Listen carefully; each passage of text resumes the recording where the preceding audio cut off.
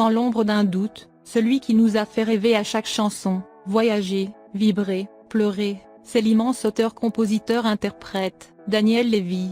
Sa voix douce et mélodieuse est inscrite à jamais dans l'esprit des fans. Celles et ceux qui ont la chance de l'applaudir sur scène ont conscience de son talent. Chaque minute en sa compagnie est magique, on dirait presque qu'à lui seul, il sait réparer et apaiser les âmes. Du reste, le fait que le thème du spectacle retrace l'histoire de Moïse ne laisse personne indifférent. Avant lui, uniquement Charlton Heston avait réussi le défi de nous expliquer cette partie de la Bible sans nous braquer. Sauf que voilà, sorti il y a plus d'un demi-siècle, le chef-d'œuvre de Cecil B. DeMille a pris un sacré coup de vieux.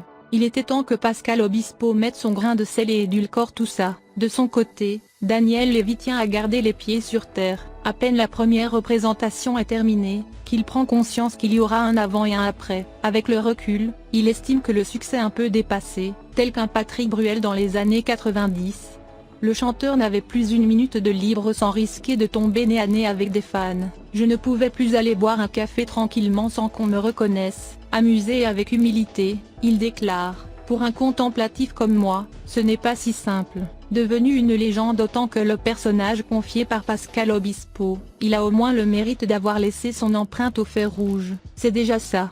À chaque fois que l'on assiste à un mariage, les tourtereaux ouvrent systématiquement le bal avec le tube de Les 10 Commandements. Pour preuve, c'est même l'hymne de notre cher Cupidon. Or, lors de l'écriture de ce texte rose bonbon, Pascal Obispo pense à quelqu'un d'autre pour enfiler le costume de Moïse. Et non, Daniel Lévy n'est pas son premier choix. Ça aurait été vraiment trop simple si tout s'était déroulé comme prévu. Roberto Alagna, ça vous dit quelque chose? Au premier abord, il semble avoir plus de coffre que Daniel Lévy. Et pour cause, dans le monde de l'opéra, c'est le mentor que tous les débutants rêvent d'avoir. Sur sa page Instagram, il est en train de faire la promotion d'Al Capone. De fait, une rumeur de taille commence à circuler. Est-ce la première fois qu'on lui présente un projet aussi pharaonique? Dans un sourire pour nos confrères du journal Le Parisien, il avoue qu'il a eu l'occasion, mais qu'il a toujours décliné. C'est le moment ou jamais de donner sa vérité sur cette histoire. Pascal Obispo m'avait proposé d'être Moïse dans les 10 Commandements. On avait travaillé quelques morceaux, mais mon planning ne me permettait pas de bloquer 1 an et demi.